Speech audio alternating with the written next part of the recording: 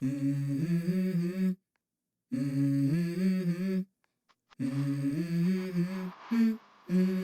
go. I wake up to a little bit of drool on my pillow, feel like it's gonna be a bad day. What's up, everyone? This is Drew from Iron and Line Fitness. Thank you for watching. If you enjoy this content and want me to continue giving you honest real-world reviews, please like and subscribe. It helps our channel and it helps us ensure that we are able to bring you new equipment with valuable reviews and maybe some things that you won't get in terms of honesty from everyone. To include some things that I don't love about the Manta Ray bench that I haven't necessarily seen in many other reviews.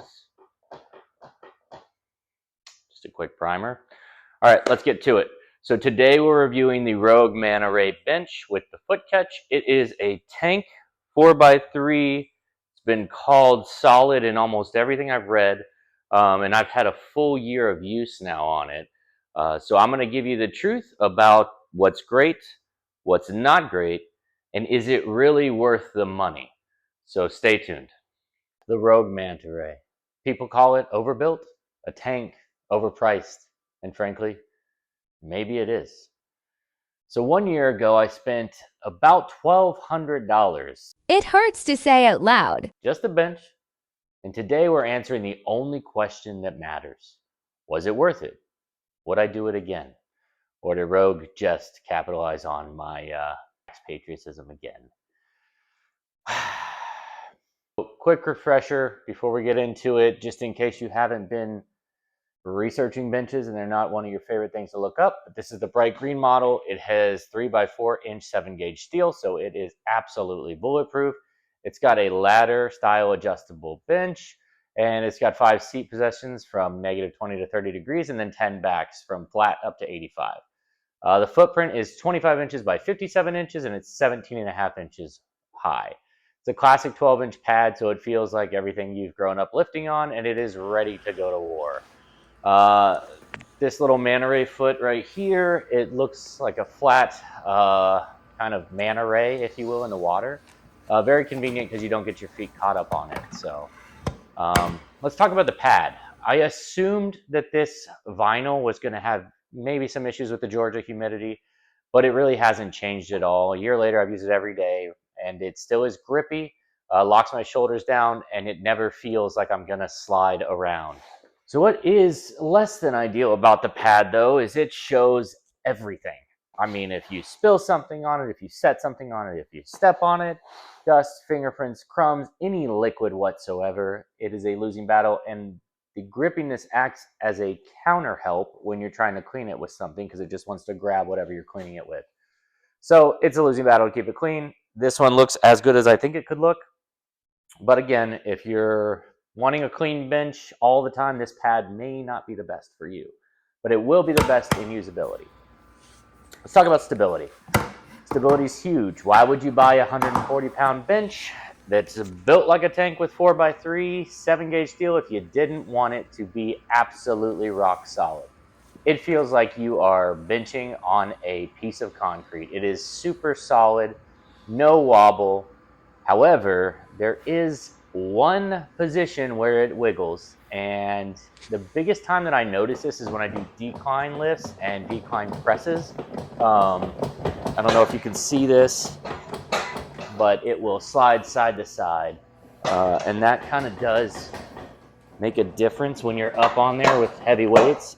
It also will slide side to side when you do sitting down like that. So 100% love the bench, but to say there's absolutely zero wiggle is not true.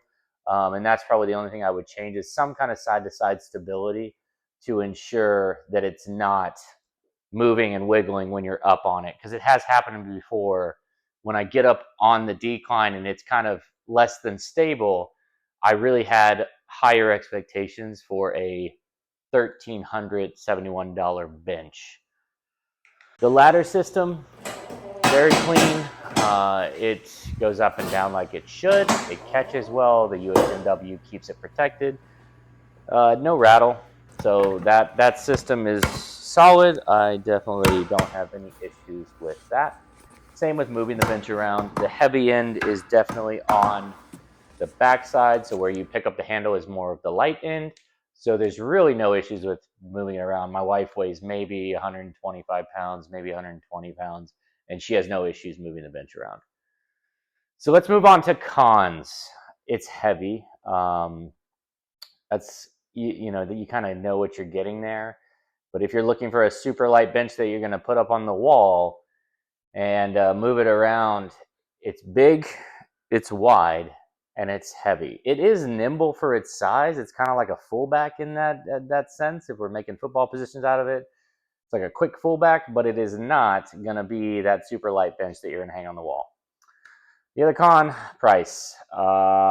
There's no easy way around this. $1,371 is shipped today. If I were to buy it today, I think it was a little cheaper when I got it, maybe $1,200. It's absurd. It was kind of a luxury buy for me. I was building out my home gym and I decided I wanted to have the lime green matching Manta Ray. I don't know if it's worth almost $1,400. I use a bench every day. I'd rather pay and make sure I love it. But to say that I couldn't have been equally as happy with a hammer strength or a Sorinex bench, you're definitely paying for the top of luxury there. And then we talked about it, but the wiggle in the back pad still bothers me. It doesn't really affect performance. Once there's weight on it, it doesn't move. But in areas where you are on the foot catch or in decline, you definitely feel it move sometimes when you shift your weight. And that is something that I feel like a $1,400 bench should not have. For the foot catch, there's no handle. So when you're getting into the foot catch, it is high. I mean, it's all the way up. It's at my chest level. All right, go. It's pretty tall. So Rogue could fix this easily. I thought about maybe having someone weld something on there for me. But at the end of the day, you can use it, you can deal with it, but you're paying $1,400 for a bench. Do you want to have to weld a piece on so that you can easily get on there or get a step stool or whatever? It has led to me doing less decline work, unfortunately, so that would be a con for me. The next one is the vinyl. It's hard to keep clean. I have toddlers, which obviously doesn't help. But like a football weight room, you'd have to wipe everything down every time. You wouldn't necessarily want to do that with this. You could. It just doesn't necessarily come off the same way. So it still works and it does stay pretty clean. But just if you expect a bright, shiny pad every time, this is not it. It is super sticky though and will hold you in place, which is good. And then the last thing is the plastic handle on the where you pick the bench up on the Manta Ray foot. It's a $1,400 bench. It does feel like a cheap out.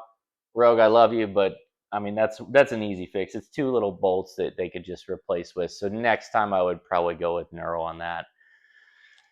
The verdict. So worth the money? Yeah, I would say so. I had a rep bench before this, and it is definitely drastically better than that. I would say 3 to 4 times better. So I guess by that math, the $1,400 doesn't sound that terrible. But if you don't have the money, I wouldn't splurge on it. Other benches will do the job. But it is super reliable. There's no wear. I haven't had any issues in the whole year. It just like my daycare payments every month, it is painful but consistent. So I would recommend it if it's something that you want. You can store it upright. It's very solid. It can take a beating. I've had a lot of weight on it. I've never had issues. And trusting your bench is probably one of the biggest things that is important because you never want it to feel wiggly and all that. So if you're considering the Manta Ray, look around for a used one. I think you could probably save, I don't know, $500-600 on a used one. I had a deal on a used one that was a couple hours away. I decided I didn't want to drive, and now I wish I had. I would have saved a lot of money. The only thing that's going to age on this is the pad. So if you're buying a used one, look at the pad. Feel the pad. Make sure you understand what you're getting, right? And if you own it already, drop a comment. Do you love it? Is moving it easy? Is there anything you would change? Do you agree, disagree with my take on it? And then please, we're a small family-owned business. Please like and subscribe to our channel if you can. I try to respond to all the questions and comments. If you need me to measure something or look at something or you need a video of something, just let me know. So stay gritty, lift heavy, and then I will see you on the next one.